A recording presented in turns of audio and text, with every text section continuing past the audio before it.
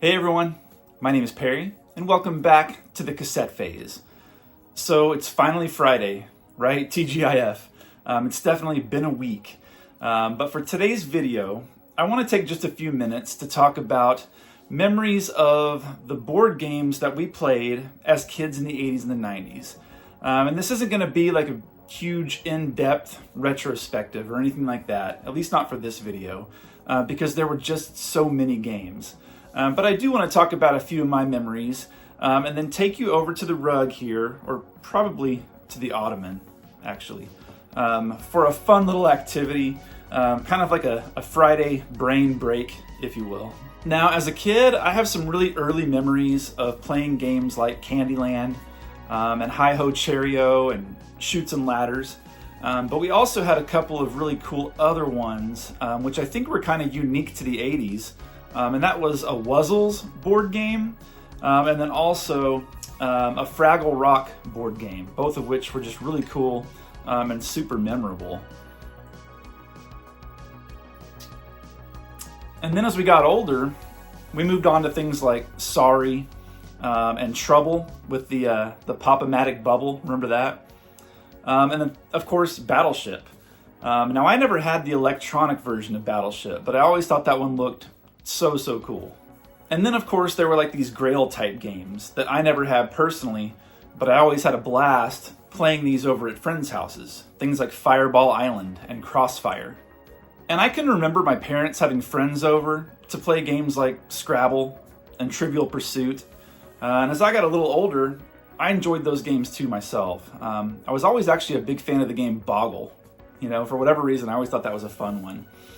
And then there was like a strategy game called Twixt that I thought was cool. I don't know that I knew how to actually play the game, but I always enjoyed getting the board and the pieces out and messing around with them. Anyone else remember Twixt?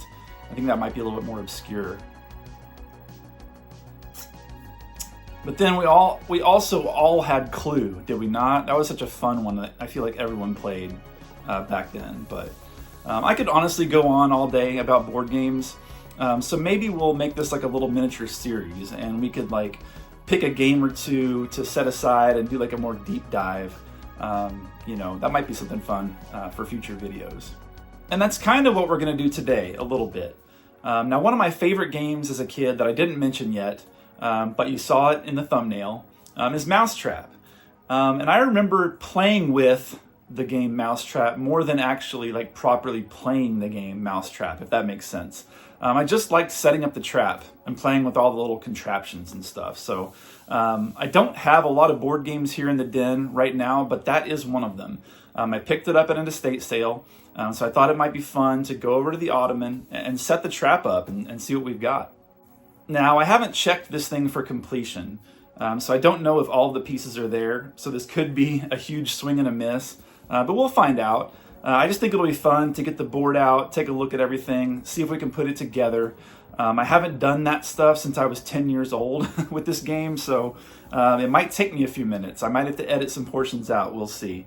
Or it might just all come flying back to me, like I never forgot. I don't know, we'll see. But if it sounds like a good time to you to sit down on a random Friday and play a little Mousetrap, then come hang out.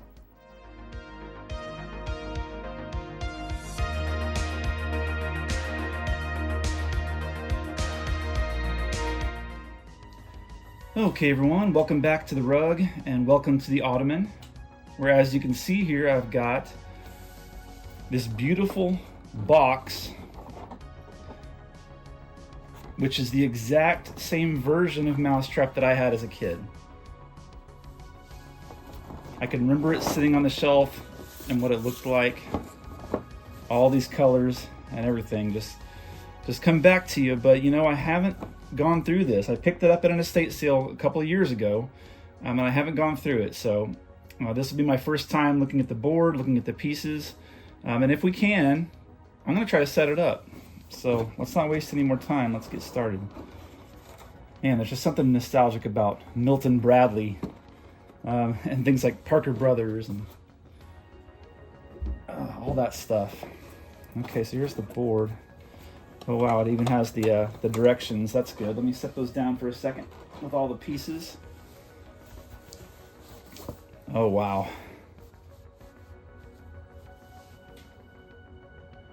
And I can't get the perfect camera angle to let you guys see every little detail, but wow. These illustrations and these fonts and these colors, it's just time travel, you know, it really is. So let's take a look at the instructions. And again, I'm not going to make you guys sit through everything.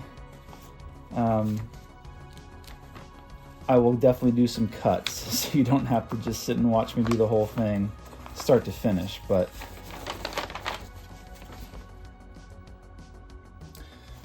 it's cool. It has a building plan, you know. So you've got your gameplay directions, which, as I mentioned in the intro, Mousetrap wasn't really a game that I played that often, where I actually sat down and played, you know, with the official rules. This was more of a toy, where I just wanted to get the contraption out and put it together. So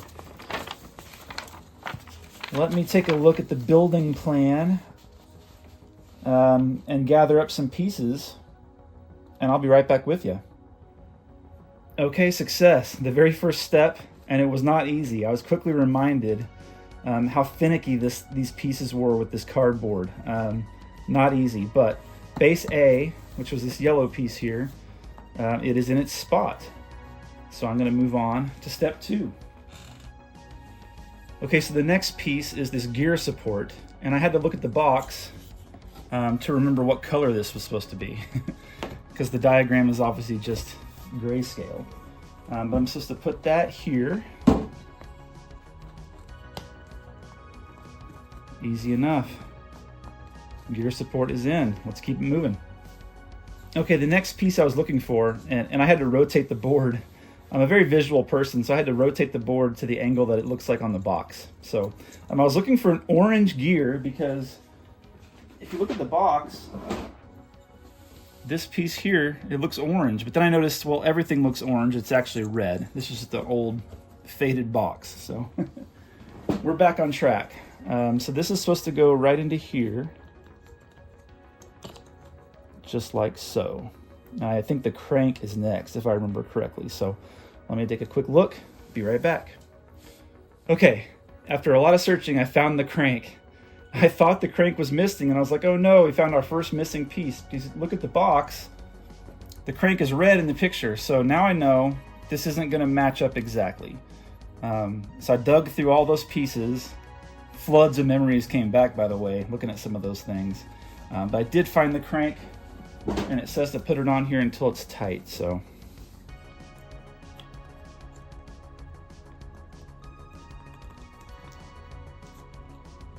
Okay, the crank is on, I think, and they mean tight. But yeah, it's functioning as it should, so success there.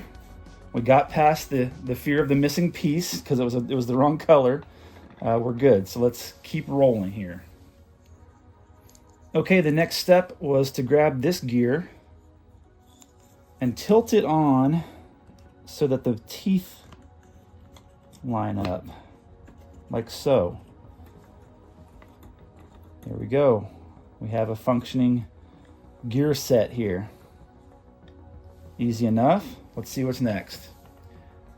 Okay, so the next step involved this stop sign piece, which I found easily and quickly, but then it said you had to use the rubber band from 1986 or whatever it was when this board game came into existence. So I had to pause the video for a minute and go hunt down a rubber band, a modern day rubber band that actually had some stretch left to it. So there was no rubber band in the box at all. But anyway, so this one was a little big, so we had to do a little bit of MacGyver action on it and double it on itself. But I did test that it works. We're still going to be in business. So we're ready to move on to the next step. Pretty easy on the next one. It's just this lamppost. Remember this thing? I sure do. So all I have to do is put that in on base A.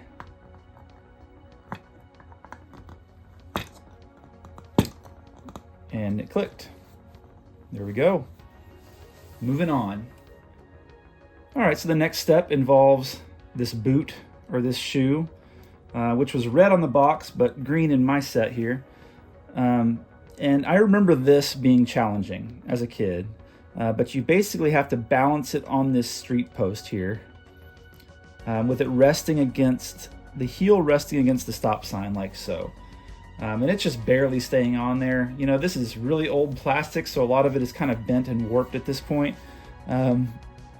So I don't know when I go to do the test here in a few minutes if that's going to work, but we're going to give it a shot. So as for right now, it's just dangling there, and if it doesn't kick into motion the next step in the sequence, then we'll figure out a way to make that happen, just like we did when we were kids. So let's see what the next step in the instructions are. All right, so the next step involves this piece here and these legs. So I have to assemble this and then stick it in right here. So I'm going to do that now. Okay, so the staircase, or whatever they're calling this, the ramp, is in place.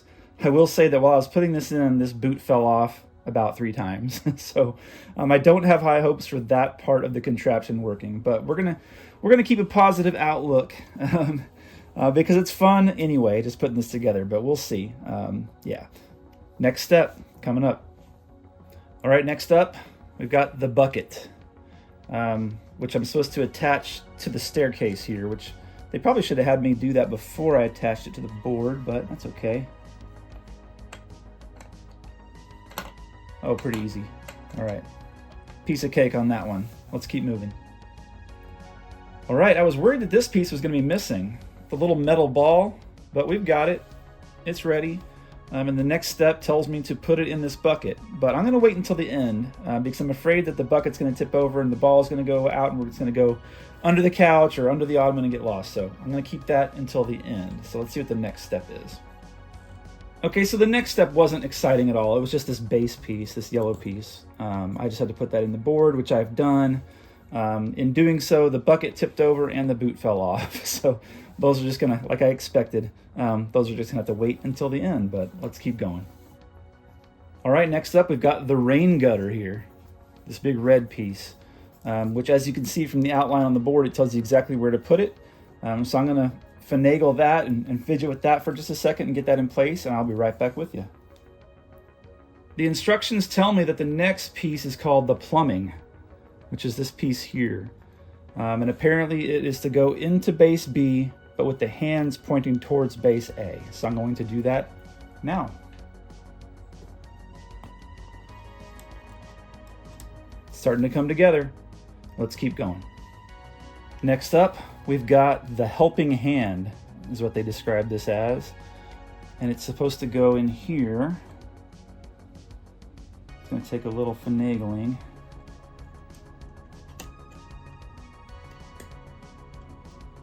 Like so. There we are. Are we still in frame? Let's see. I think so for the most part. Okay, moving on.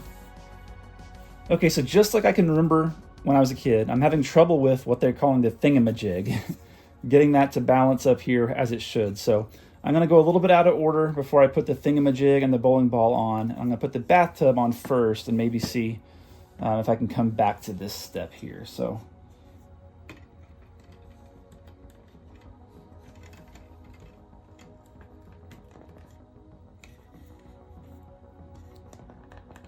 okay, now that the bathtub is in place, maybe the thingamajig will cooperate a little bit better. So I'll be right back. Okay, I think some of this plastic has warped a little bit over the years, which is to be expected, but the thingamajig is in place. I can put the bowling ball there. I'm not going to do it yet because it's just going to go toppling. I'm going to set that aside. The bathtub's there. We're going to keep moving. Thankfully, this next step is an easy one. We've got the diving board, which you just simply place here on base B. Yep, good to go. Let's keep going. Now you want to talk about a throwback. The instructions tell me that the next piece that I need is just titled the man. And I remember thinking that was funny as a kid too. Okay, grab man and place him on the edge of the diving board. As so. Getting close to the end now, guys. Next step, cage base. Pretty simple. It tells you where to put it right here on the board. Click it in. And we're good. Another easy step here, the wash tub. Just simply place. Really starting to see the final product coming together now, almost there. Next, we've got the cage post. Simply goes in here. I'm sure a lot of you remember what the next thing will be, so let me go ahead and grab that. And the last piece, as expected, is the trap itself, the cage, which any 80s kid can tell you this was the frustrating part, was getting this to stay on top of this mount here. So I'm going to fidget with that a little bit and see if I can figure that out, and then we will get ready to set this puppy off and see how it goes. But before we do that, take a look at these little pieces, the mice themselves. Man, that just takes me back. I have not seen these things in literal decades. So of course we're going to trap a couple of them here underneath. Also, remember the cheese, the pieces that I couldn't even tell you how to play the game, but I know these were involved somehow, these little triangles of cheese. They're here too. So if this is successful, I may get this out and actually play it with the family and see if my kids can sit through a full session of actual mousetrap. So anyway, let's see how this goes. All right, trial run number 1. Let's twist this. Yeah, that's what I was afraid was going to happen. The shoe was going to fall off. Let's try that one more time with our 1987 plastic. Nope. So what I'm going to try instead is just to skip the crank and just kind of manually do the boot part here. Let's see how that goes. Oh, there we go.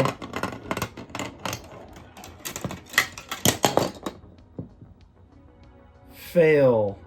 Everything worked except the trap at the end. So let me reset and try it one more time. We're going to get this, guys. I'm confident that we will make this happen. All right, trying one more time. Let's just pull this stop sign back and let it go. Here we go. Boot flew off. Go, go, go, go, go. Oh, fail again. The man didn't jump into the tub. Oh, I remember this. I remember getting this thing to successfully go off was like the biggest accomplishment in the world. So let's give it a couple more shots. I'm going to edit out the stuff in between so that it goes more quickly for you guys. Okay, so I'm going to bypass the whole crank, stop sign, rubber band boot situation and just tip the bucket over. And we're going to do this as many times as it takes. You guys with me? Here we go. 3, 2, 1.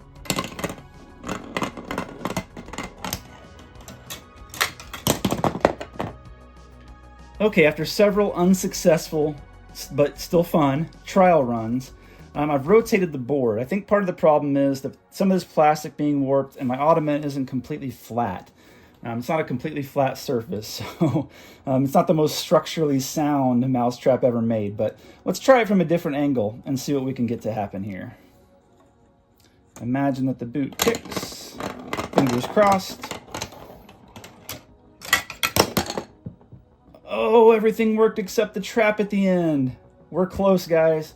We are so close. Here we go again. Boot falls off.